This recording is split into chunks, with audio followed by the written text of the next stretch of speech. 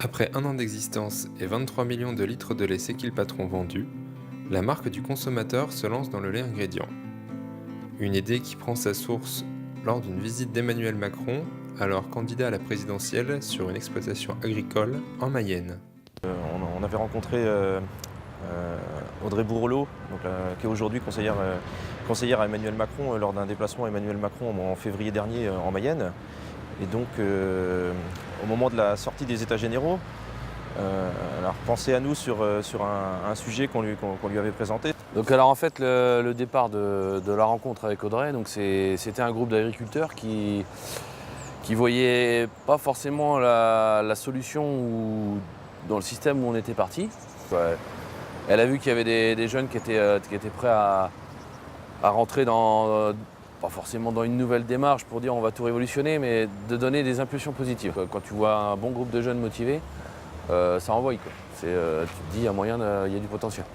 C'est donc Audrey Bourlot qui, à l'occasion des États généraux de l'alimentation, va donner le contact de Nicolas Chaban, le créateur du lait C'est qui le patron, aux agriculteurs rencontrés en Mayenne. Du coup, j'ai pris contact avec Nicolas Chaban. Et donc, qu'est-ce qui se passe derrière ? On lui fait part un petit peu de nos... Déjà, on voulait savoir comment ils avaient fait pour s'organiser, pour créer ce produit-là. On s'est dit, il faut qu'on se voit, il faut qu'on se voit. Donc, et puis on a eu la chance qu'il était dans le secteur, et double chance, il était avec les représentants de la SDH. Donc en fait, on a fait une réunion, on a eu toute la démarche chez qui le patron avec le transformateur. Voilà. Oui. Et puis on a vu tout de suite l'état d'esprit des gars, quoi. On s'aperçoit que c'est des vrais chefs d'entreprise, quoi. C'est des vrais humains. Les gens ils te serrent la main, tu sens que le gars dans le regard c'est respect. Le lait ingrédient C'est qui le patron va être intégré dans des produits Monoprix et Carrefour de marques de distributeurs. Pour Nicolas Chaban, c'est 200 éleveurs supplémentaires qui seront nécessaires pour répondre à la demande de lait ingrédient.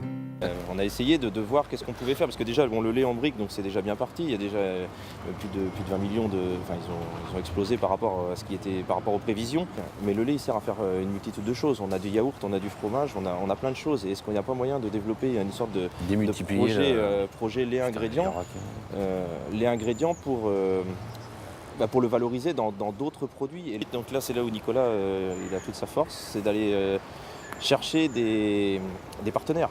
Parce que derrière, notre partenaire, donc c'est bien le consommateur, mais il nous faut aussi un distributeur pour mettre tout ça en évidence. Donc le transformateur, on l'avait, mais le distributeur, après, il faut.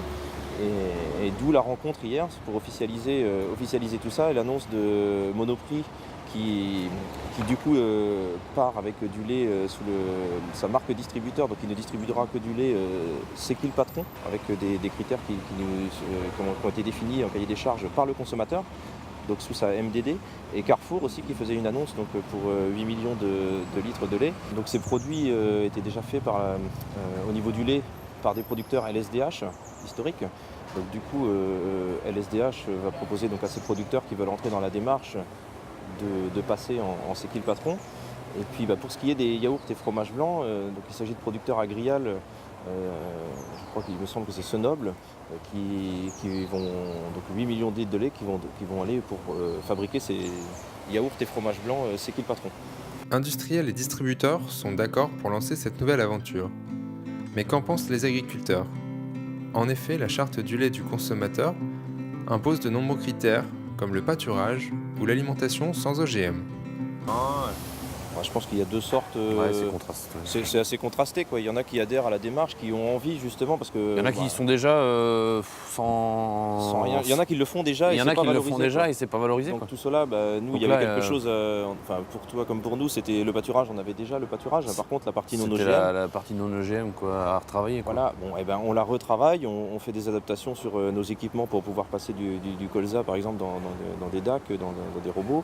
Et il y a des modifications à faire, il y a des changements pour l'alimentation des génisses, tout ça, ça va impulser des changements qui ne sont pas pour nous insurmontables, au contraire qui redonnent du sens et de la valeur à nos produits.